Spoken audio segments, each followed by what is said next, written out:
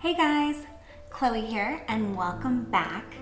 This is week 2 of One Room Challenge for me, and today I'm going to be talking to you about the most important part, not necessarily the most exciting, but it's the plan. In the last video I showed you exactly what our space looks like currently, and then I also showed you my mood board and the vibe that I'm going for. If you want to check out last week's video, there's a link in the description below. So for the plan, I'm actually going to be using my iPad and drawing out the dimensions of our bedroom. And then from there, I'm going to draw out all of the furniture pieces that I think I want to have in the space, as well as the rough dimensions. So for one, I can make sure they fit. And then 2, I can be very smart when it comes to shopping. I know exactly what I'm focusing on. Again, focus, Chloe, and not straying away from the actual pieces that I'm looking for and end up purchasing something that's not gonna work in the space at all. So yeah, let's get started. So for drawing out my plan, I'm gonna be using the Apple Pencil as well as an app called Concepts. And it's free to use, and you can also upgrade and have more functionality with it, but I just use the free version of it. And it's nice because it has a grid system on the actual area that you're drawing on, so you can get straighter lines when you're drawing. Tip. So the first thing I did was measure all of the walls, as well as the placement of the windows, or like this, we have a sliding glass door, and all door openings, everything like that.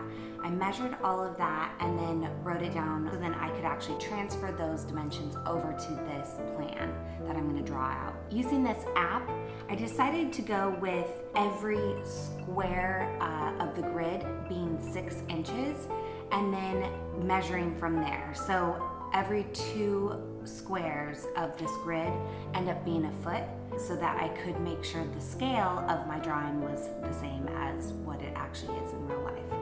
So let's draw it out.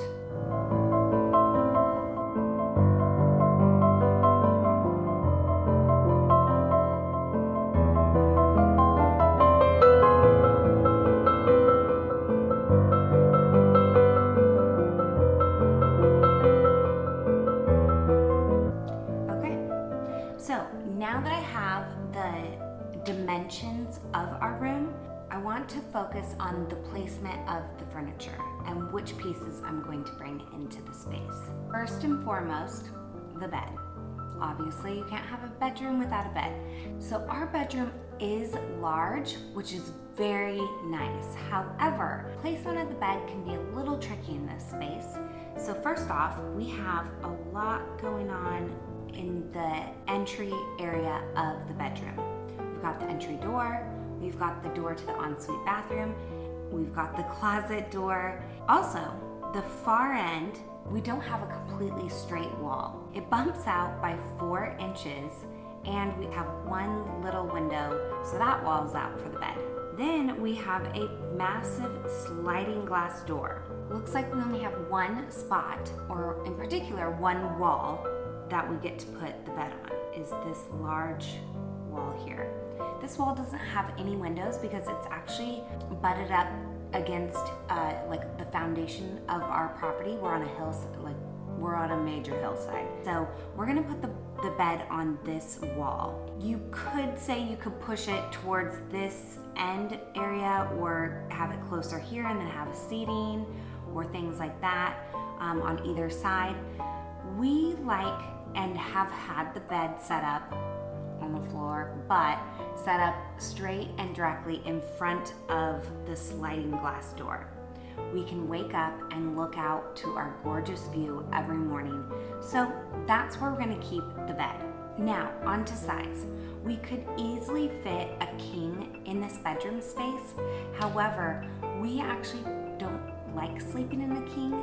We don't really like the space in between us with a king size bed, so we're gonna stick with a queen. A queen is going to be 60 by 80 inches, and then I just kind of add on a few inches here and there just to make space for the bed frame so I can see it in the space on this floor plan. So let's draw in the bed.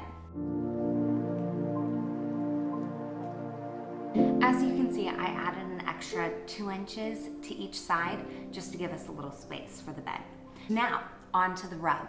So the rug, I Googled a lot and Pinterested a lot about the sizing of the rug. Now, everyone says an 8 by 10. For this space, I could easily go bigger than that, especially with how long our room is, but I'm gonna err on the side of the professionals. I'm gonna go with an 8 by 10 for now and see what I find when I go shopping. So let's draw that in.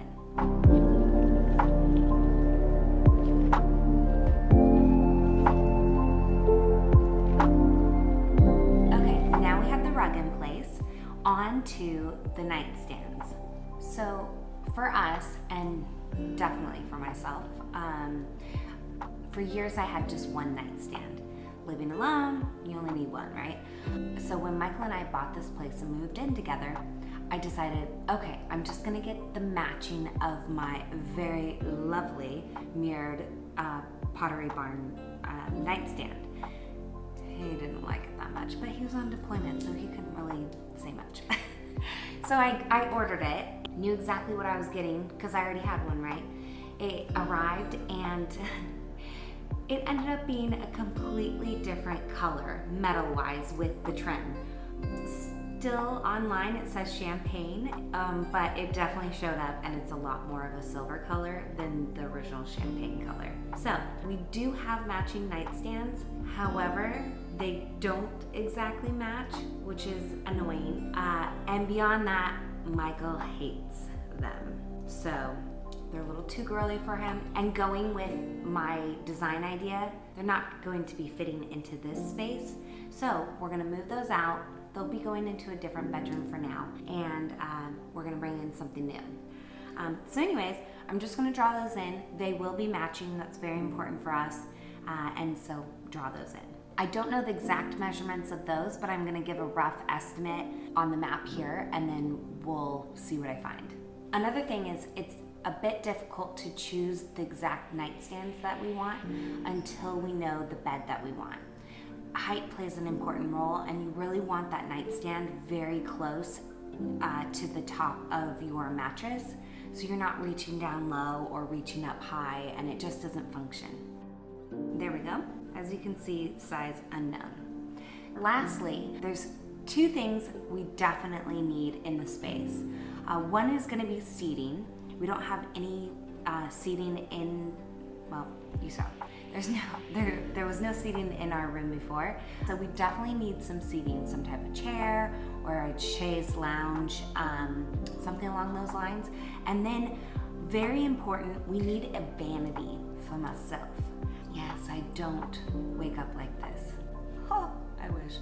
But more importantly, we have a small bathroom, particularly with the vanity. It is just a one standalone vanity. There's no drawers, there's no storage. They just have the small little area when you open up the 2 doors underneath the sink. So we've shoved some plastic Tupperware in there to kind of do some makeshift drawers, but it houses all of our stuff. My blow dryer, curling iron, makeup, toothbrush, all that stuff, and then all of Michael's like shaving stuff and things like that. We absolutely despise that space right now because it's a hot mess. To alleviate a lot of that, we want to put a vanity into the master bedroom. We have room for it, as you can tell. And so there I'll be able to have pretty much everything over in that space. So those are the 2 things that I'm gonna end up drawing in. I want to put them over in this space at the far end. I like having this very open when you're coming from the entryway. So you have a lot of movement to be able to get to the closet, get to the bed quick, go all the way to the end of the room, as well as quick and easy access to the bathroom. Let's draw those in now.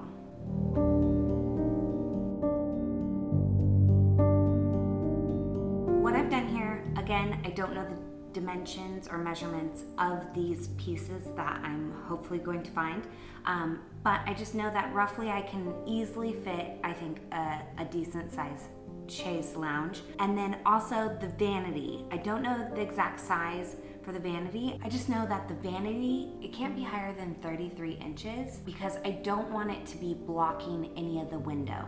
I really dislike, especially in this space, because we only have two openings to bring in light. I don't like putting anything in front of the light. That's kind of like a permanent piece. We're gonna keep the vanity size to 33 and under, which is perfect for a desk. The reason I didn't put it on this wall space here, and I may change my mind depending on what I find, but I know that there are a lot of vanities out there that have the mirror that's attached to the desk itself. However, I really like natural light when putting on makeup and stuff. It's really easy to see, and so I really want to utilize this window while putting on makeup. And so I kind of also like the idea of making it a little more quaint, not so loud in the space as well. With it being a bigger piece, I'd like it to be a little smaller, especially because we want a canopy bed. So we really want the bed and hopefully a chandelier to be like more the focal point. I'll end up getting, you know, kind of like a smaller mirror to put on the desk itself.